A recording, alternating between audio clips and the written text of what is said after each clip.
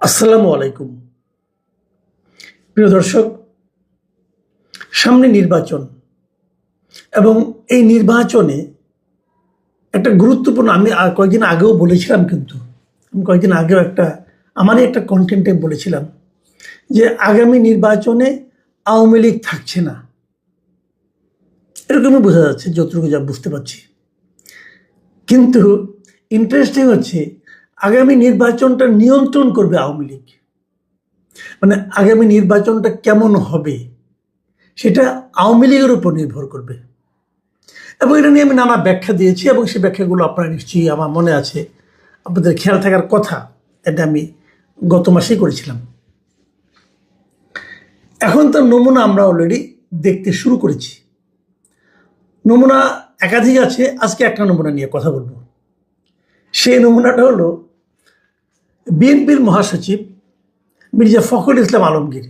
উনি ঠাকুরগাঁও সদর উপজেলার মোহাম্মদপুর ইউনিয়নে একটা মত বিনিময় সভায় তিনি অংশ নিয়েছেন প্রধান অতিথি হিসেবে আজকে মঙ্গলবার 11ই নভেম্বর। এবং সেইখানে প্রধান অতিথির বক্তব্য দিতে গিয়ে তিনি একটা কথা বলেছেন। সে কথাটা হলো, আমি আপনাদের কথাটাকে হুবহু পড়ে শোনাচ্ছি। তিনি বলেছেন, আমরা প্রতিহিংসা ও প্রতিশোধের রাজনীতি করতে চাই না। আওয়ামী লীগ যেভাবে নির্বিচারে মামলা করেছে, আমরা সে পথে হাঁটতে চাই না। বরং আওয়ামী লীগের বিরুদ্ধে যত মামলা আছে সবগুলোই আমরা তুলে নেব। দেখুন, এখানে 3টা সেন্টেন্স।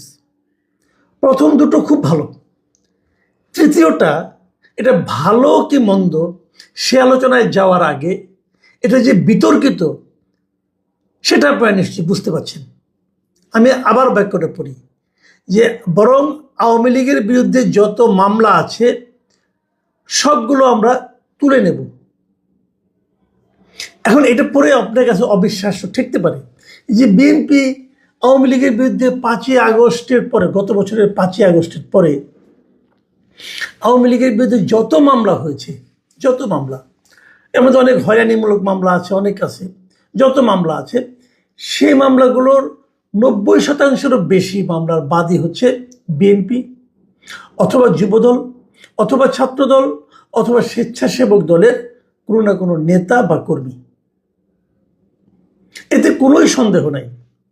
তো আওয়ামী লীগ বিভিন্ন মামলা বাণিজ্যের কারণে, মানে যাদের মামলা বাণিজ্যের কারণে এত কষ্ট করেছে, এত হয়রানির মধ্যে আছে, অনেকে বাড়িতে থাকতে পারে না, দৌড়ের উপর আছে, সেই দলটার এই মহাসচিব বলছে যে তিনি সব হয়রানিমূলক মামলাগুলো, হয়রানিমূলক বলেননি, বলেছে আওয়ামী লীগের বিরুদ্ধে যত মামলা আছে সব মামলা ওনারা উঠিয়ে নেবেন।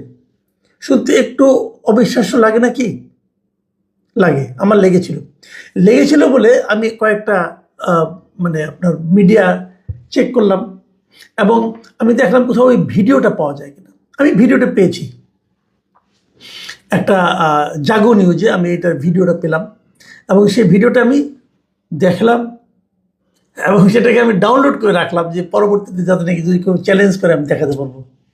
আমি দেখলাম উনি এই কথাগুলো হুবহু বলেছেন।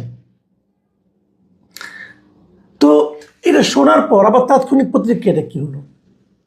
তাৎক্ষণিক প্রতিক্রিয়া হলো, উনি যদি বলতেন যে যত হয়রানিমূলক মামলা আছে এগুলো আমরা তুলে নেব, তাহলে আমি কেন, আমার তো মনে হয় সবাই খুশি হতেন। কারণ হয়রানিমূলক মামলার মানেই তো হচ্ছে যে কাউকে হয়রানি করার জন্য মামলার আশ্রয় নেওয়া। মানে ওটা আসলে মামলাই না, কেবল হয়রানি। তো আপনি হয়রানি কেন করবেন?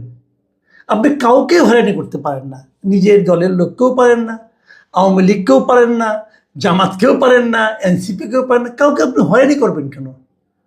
হয়রানি করাটা তো কোনো ভালো কথা না। আর যিনি অন্যায় করেছেন তার বিরুদ্ধে মামলা হবে, সেই মামলা যেই অন্যায় করুক তার বিরুদ্ধে মামলা হবে এবং সেই মামলার সর্বোচ্চ সাজাই হওয়া উচিত, যথাযথ সাজাটাই হওয়া উচিত আমি মনে করি, সেটা হবে। তো মামলা যদি লিগাল হয়, মামলা যদি ভ্যালিড হয়, যদি কেউ অপরাধ করে থাকে তার মামলা যদি আপনি তুলে নিতে চান, এটা কিন্তু একজন ঘুষ হয়ে যাচ্ছে, এটা কিন্তু আপনি ভালো কাজ চাচ্ছেন না। আর হয়রানিমূলক মামলা যদি আপনি উদ্ধার করতে চান, সেটা তো ভালো কাজ, সমস্যাটা কি? তো এইটুকু আমার মোটামুটি একটা মূল্যায়ন। কিন্তু সমস্যা যেটা হলো, এর কিছুক্ষণ পরেই আমরা একটা বিবৃতি পেলাম। সেই বিবৃতিটা দিয়েছেন বিএনপির অফিস থেকে।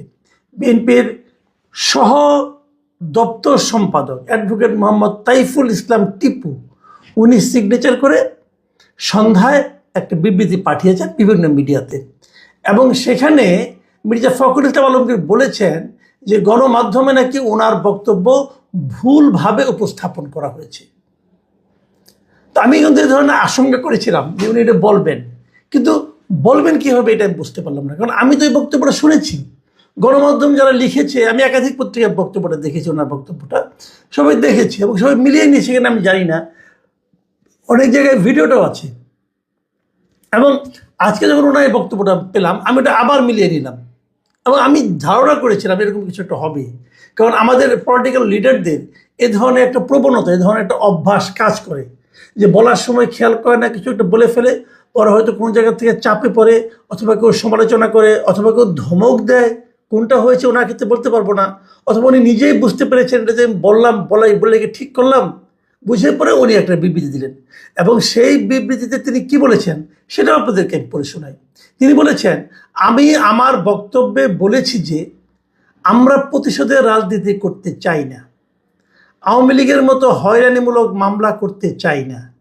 আমি আমার দেওয়া বক্তব্যে আরও বলেছি যে এই ইউনিয়নে হয়রানিমূলক কোনো মামলা হলে আমরা তুলে নেব, কিন্তু দেশব্যাপী হয়রানিমূলক মামলা দায়ের কিংবা মামলা তুলে নেওয়ার বিষয়ে আমি কোনো বক্তব্য দিইনি।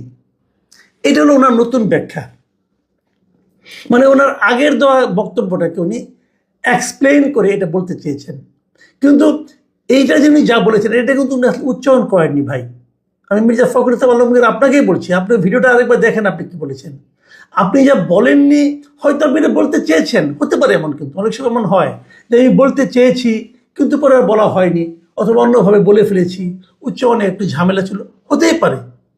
সবচেয়ে ভালো কি ক্ষমা চান যে আমি এটা বলিনি, অথবা যেটা আমি বলেছি এটা আমি বলতে চাইনি, মুখ দিয়ে বেরিয়ে গেছে, হলো। কিন্তু আপনি যে ব্যাখ্যা দিলেন, এই ব্যাখ্যা দিয়ে বিষয়টাকে কিন্তু আপনি আরও আউলাইয়া ফেলেছেন ভাই, সিম্পলি আউলাইয়া ফেলেছেন, লেজে গুবরে করে ফেলেছেন। আমি আপনাকে বলি কেন, যে কথাটা আপনি ব্যাখ্যাটা দিয়েছেন খুব তাড়াহুড়োকে ব্যাখ্যা দিয়েছেন, তো কে ড্রাফট করেছে আমি জানি না, এখানেও কিছু ঝামেলা কিন্তু আছে। যেমন ধরেন, আপনি বলেছেন যে আওয়ামী লীগের মতো হয়রানিমূলক মামলা করতে চাই না। এর অর্থ কি? এর অর্থ কি আপনারা কখনোই আওয়ামী লীগের মতো হয়রানিমূলক মামলা করতে চান না?